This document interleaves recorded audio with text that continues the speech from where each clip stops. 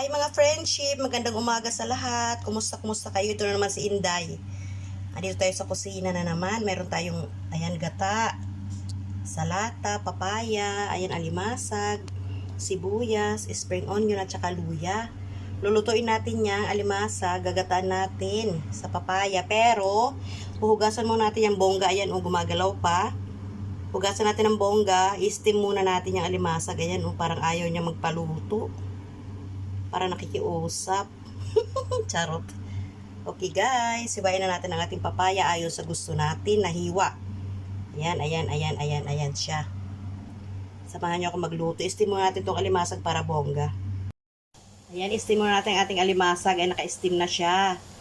Ayan na siya. Pag naluto, saka natin ngayon lulutuin sa magalaw pa oh. Pag naluto, lulutuin natin sa papaya, gata. Okay guys, see you later.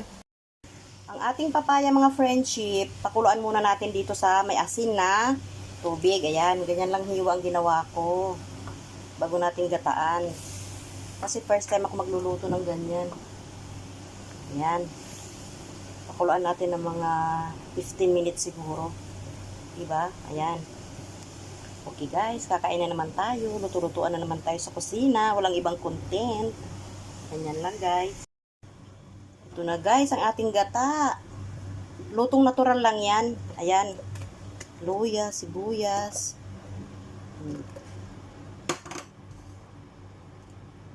Tapos sili. Ito na ating alimasag. Binuksan ko. Ayan oh.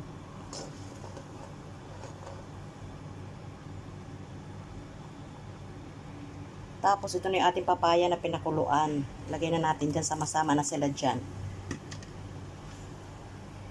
Diba ang saya?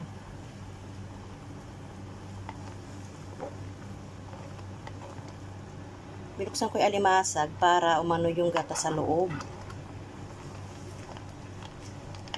Lumasa.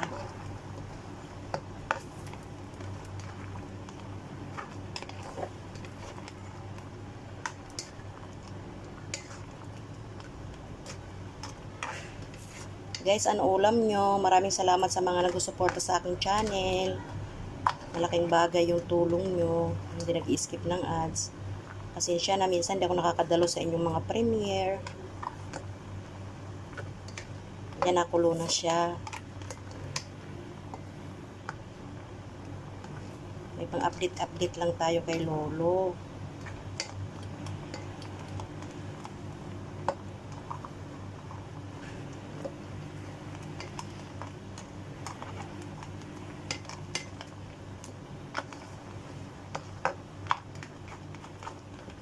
Hindi pa luto yung gata, masyado pang maputi. Lutuin natin yung gata.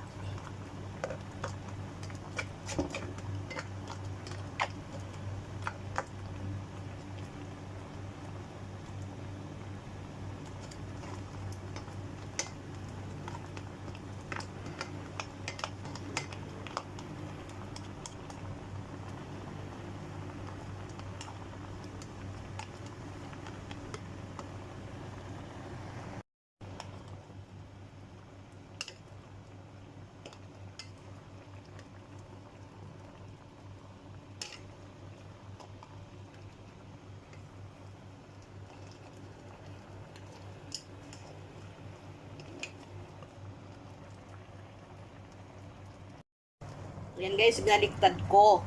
Ayan. Hinaan natin yung apoy.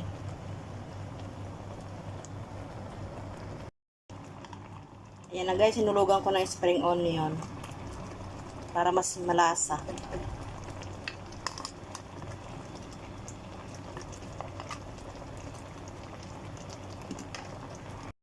Ito na guys, ready to eat, ready to serve. Thank you for watching. Maraming salamat guys sa ulitin. Thank you so much. Thank you very much. Bye. See you on my next vlogan.